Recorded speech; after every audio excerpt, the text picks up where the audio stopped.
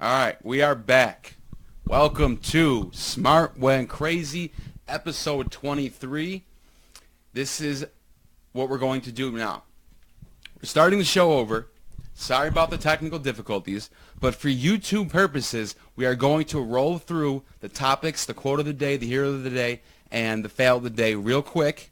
So if you already heard it, just bear with us. This is the last attempt to use this trial version of the program that we got. And if it doesn't work, we're going back to our old format for Joe. And that's what we're going to do. So let's start with the quote of the day. The quote of the day is, "Expression knows no boundaries or limits. Expression is strength and freedom. It defines who you are." And what that means to me is you have to be yourself. You have to express yourself. Don't let society form your opinion. Don't let the media tell you how to think. Make your own opinion. Draw your own conclusions. Express yourself how you believe should be expressed. Agreed. 100% agreed. And we're going to roll right past to the fail of the day. Fail of the day comes from North Korea, and Kim Jong-un tried to do a ballistic missile test, and it completely failed. All the missiles blew up and barely even made it anywhere. So that is today's fail of the day. And our hero of the day is coming at you from the NBA. Vince Carter is turning 41 years old this year, and he's decided to play another year in the NBA. He's a living legend, and he is today's hero of the day. Awesome. So, now that we got that out of the way, welcome back to the show. Sorry about the technical difficulties. If you came back and you were here before, thank you for staying through all this mess.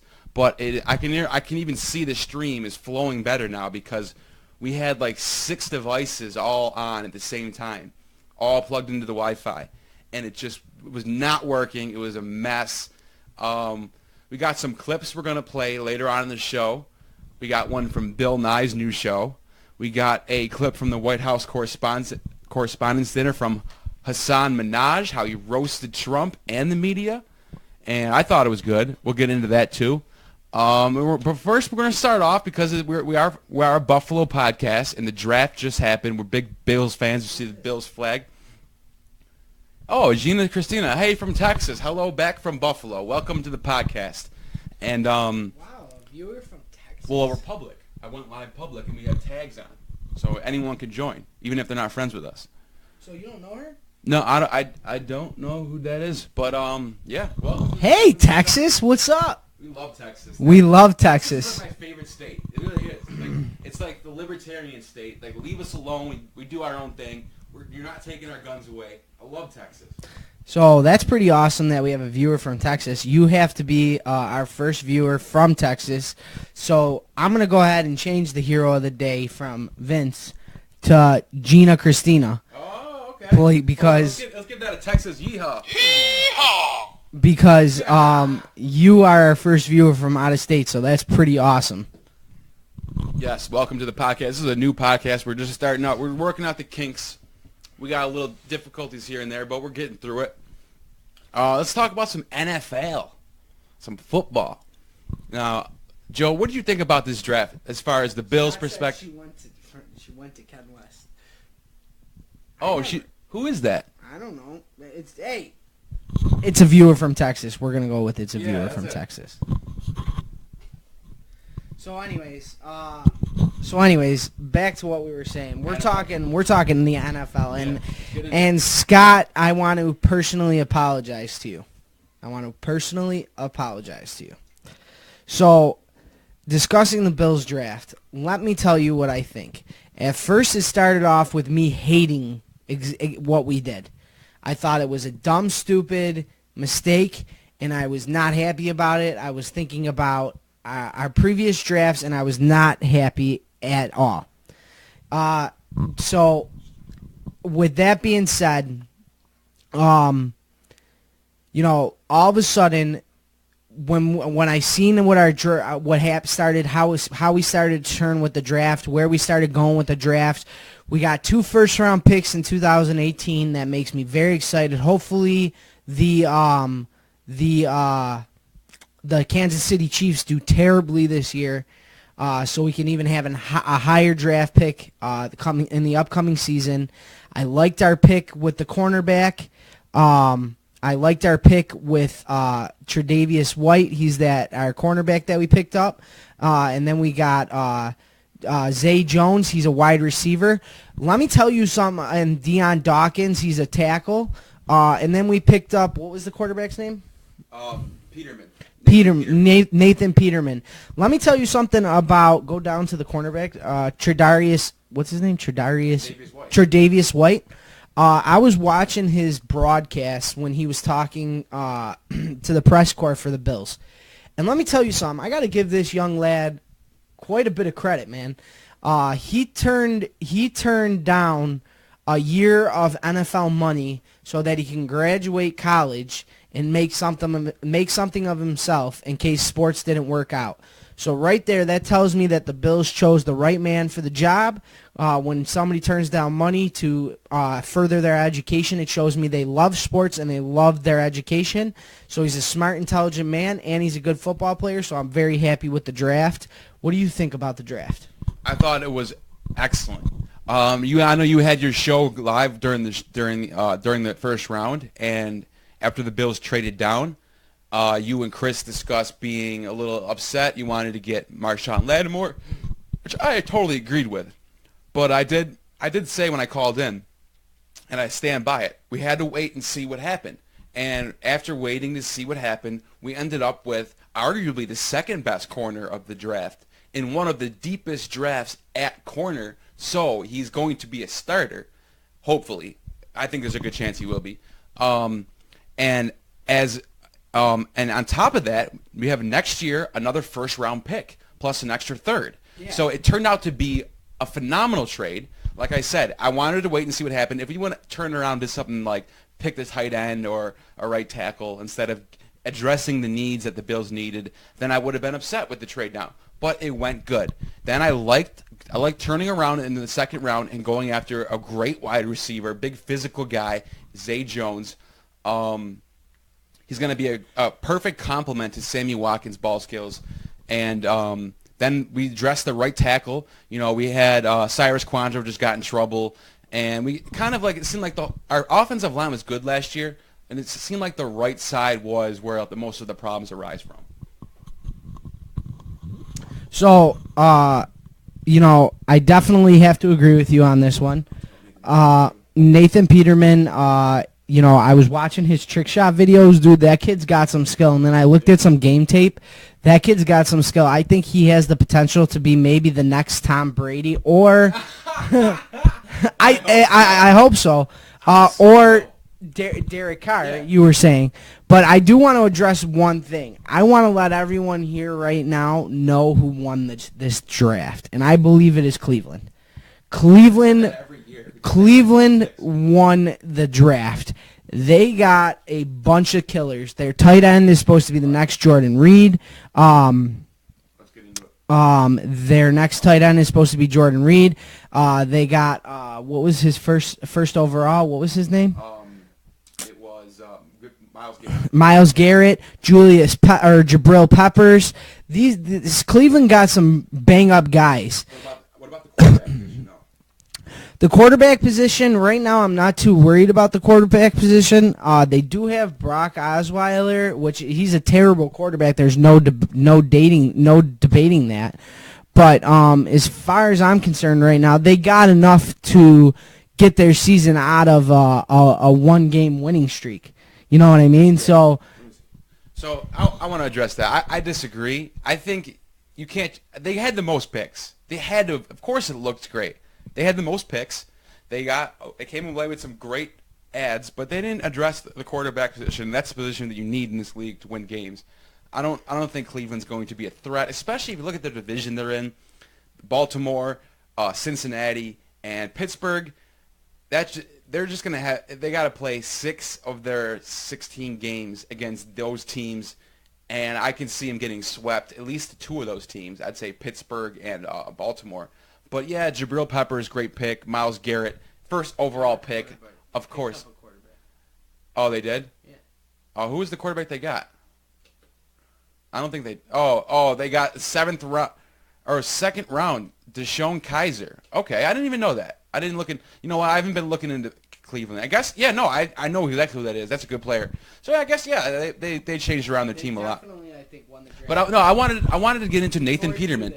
I wanted to touch upon Nathan Peterman. So Nathan, hold on, relax. I want you to do something while you're talking. What? So hang on, I'm gonna put this on hold for a second. No one can hear this.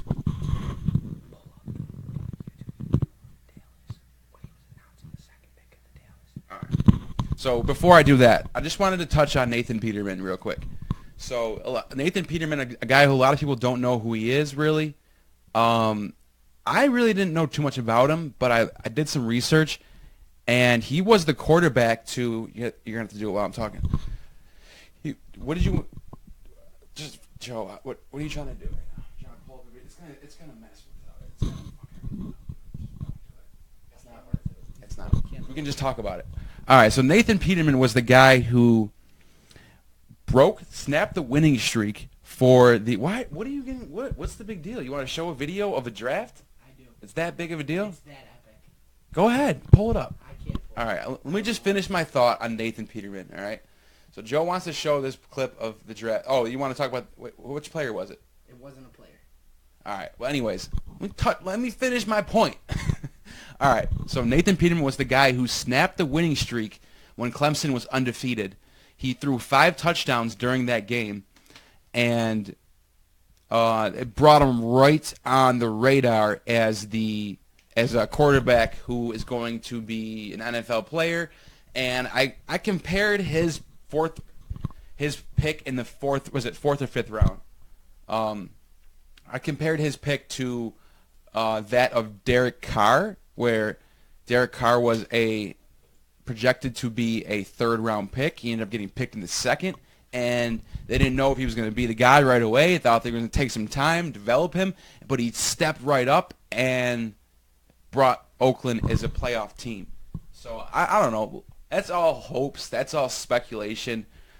Right now I do stand by Tyrod Taylor, and the development of Cardell Jones, who was a national champion at Ohio State, who with a little bit of tape we got on him is almost flawless. So I'll pull that up for you. So I don't know what to say right now. What is it called? Look for YouTube Drew Pierce. Go ahead, keep talking. Wait till we get this. Yeah, I can't. You can't. I can't. No, You needed to pull. So as far as the draft goes, I mean, this was going to be my second thing, but I completely forgot to include Drew Pierce. All right, you know who I think won the draft? I think who won the draft, or not just the draft, but the overall off-season, I'm going to have to go with Jacksonville. Now, here's why. Jacksonville, as soon as free agency frenzy started, they went out and got some heavy hitters, some starters off the rip to a team that was already young and talented. They added Calais Campbell, A.J. Boye, who's a rising star at the cornerback position. They added Barry Church. Then they went out and drafted the best running back in the draft in Leonard Fournette, and he's like who everyone's comparing to Adrian Peterson, which is fine. I don't know. Are you gonna find it or what?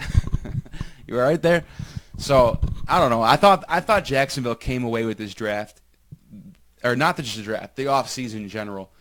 I have Jacksonville winning the AFC. AFC, what is it? AFC West? Yeah, AFC West. If you look at that division, you got Texans, Colts, Jags, and Titans. And this is a young division, a young, talented division, who for so many years was dominated by the Colts. So during the Peyton Manning years, it was every single year the Colts came out on top in that division. And now with the rise of players like Marcus Mariota and the Texans getting better with Jadeveon Clowney, and just this past offseason with what we saw with Jacksonville and how they changed their team around, this division is a contender again. And for so long, the AFC, I'm doing it right now, for so long, the AFC has been dominated by, players like, or teams like the Patriots winning the AFC East and, here, I'm sorry, I'm multitasking right now, so bear with me. We're just going to pull up a video for you real quick. And here you go. This is mine. Turn this sound up.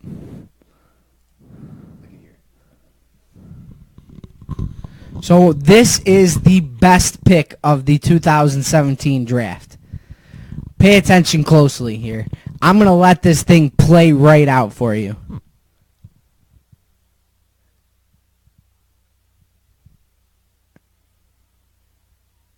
Oh.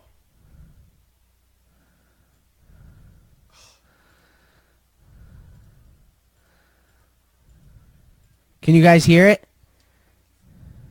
No sound. No sound. Don't even worry about it. Oh, that's what it is. Here, I got it. All right, here we go. I fixed it. Sorry about that, guys. I'm fixing it right now. All right, we're starting it over. To announce the Dallas Cowboys selection, please welcome Is there sound now? the University of Tulsa wide receiver Drew Pearson. All right. Is there sound? Welcome, Cowboys.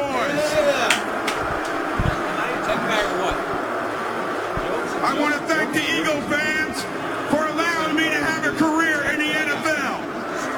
Thank you. I am honored as an undrafted free agent to be selected to make the Cowboys' second-round draft pick, and on behalf of the five-time world champion Dallas Cowboys, Hall of Fame owner Jerry Jones, Gene Jones and the Jones family, Coach Jason Garrett, all the Cowboy players that played before me, that played with me, and played after me, with the second pick and the 60th pick in the second round, the Dallas Cowboys select defensive back from Colorado, Chidobe Awuzie. You're good. You can cut. That by far has to be That is an the best great pick announcement. pick I am I've ever seen, and pick applaud. announcement I've ever seen in my history of being on this planet. That Drew Pearson is amazing. That was an epic pick. Absolutely loved it. Loved how he booed the hell out of Philly was straight up booing him. Get off the stage. No one likes you. Right. And then all of a sudden he came out there. He named off all 5 champions, the owners, Hall of Fame owners. He threw it right in their faces. It was an epic pick. Me and Chris Walters were watching it together. Eric Palmer was supposed to be there, but he couldn't make it. Too bad you missed it, man. It was an epic selection. So that was the first time I actually got to watch that. I didn't really watch much of the draft at all. I kind of just went back to look. I was working a lot, and I just, from time to time, I'd go on my phone, look at what happened, who picked who. I didn't really see much of the draft. That was pretty epic. So if you don't know a lot about Drew Pearson, he was a wide receiver back in the Roger Staubach era when they were going to Super Bowls and winning Super Bowls. And if you're a Cowboys fan, this is a true dynasty. Even during their down years, they're able to keep the dynasty going. When you look at Coach Jason Garrett, who during the 90s when they won 3 Super Bowls. I'm talking about the whole thing. They won 3 Super Bowls just in the 90s. Then they won 2 before that. But anyways, in the 90s when they won 3 Super Bowls, Jason Garrett was Troy Aikman's backup. So he held the clipboard. He acted as if he was an assistant coach at the time. And that's where he learned his skills that he's pulling out today. And he's so embedded with this team that when you see Jason Garrett and Jerry Jones and how they run this organization, no matter how good they do or how bad they do, this is America's team. I mean, they sell the most jerseys. They are the highest as far as Monday night games, Thursday night games, primetime games. The Cowboys always take the cake for that. So, I mean, if you're a Cowboys fan, you got a pretty decent franchise right there. They take care of their fans. They take care of their product. The product's always good. Me personally, I do not like the Cowboys at all. And the biggest reason why is they beat us twice in the Super Bowl. And I just don't like Dallas. Dallas, the city of Dallas, I'm sorry. I know we have a viewer that's from Texas right now. Sports-wise, please don't talk about Dallas. The Dallas Stars beat us in the Stanley Cup. The whole no goal with Brett Hall. We lost 3 major sports championships to the city of Dallas. Twice to the Dallas Cowboys and once to the Dallas Stars. And it would have been this. We should have won that Stanley Cup. All right, don't even get me started on that. But I wanted to just touch a little bit more on the thing with going with general manager Doug Whaley. So Doug Whaley gets fired a day after the draft, and it was Terry Pegula who came out and made the decision to do it. He waited for the draft. Are you all right? What do you think about this? I thought that the firing of Doug Whaley was the smartest thing we ever did. Charles, we are going to touch on that at the very end of the show. Oh, yeah, Charles, we got some clips from that, too. So we are going to touch on that. Don't worry, buddy. Stay tuned. Other than that, I'm very happy with it. I'm happy with the draft, and I'm happy with the decision to get rid of Doug Whaley. Yeah. That's all that needs to be said. So, I mean, let's see. The draft. You can talk about the draft till you're blue in the face. Who got the best grades? Oh, the Bills got an A. This team got a B. But then you look at the teams 4 years from now after the rookie contracts are up, and it's completely different. Always. It's never been, this team did great. If you look back when the Cleveland Browns selected Justin Gilbert 8th overall, and then Johnny Manziel at the end of the first round when they had 2 first-round picks, just like they did this year, epic fail. Let me actually get an F- for the Cleveland Browns and how they went about that. And back then, people were saying that they won the draft. Justin Gilbert's going to be the next Patrick Peterson, and Johnny Manziel is the future of the NFL. So what happened to that? I don't know. Big fail. You want anything else you want to talk about in the draft? No. Yeah, I think that's enough for the draft. We're going to get more into football before season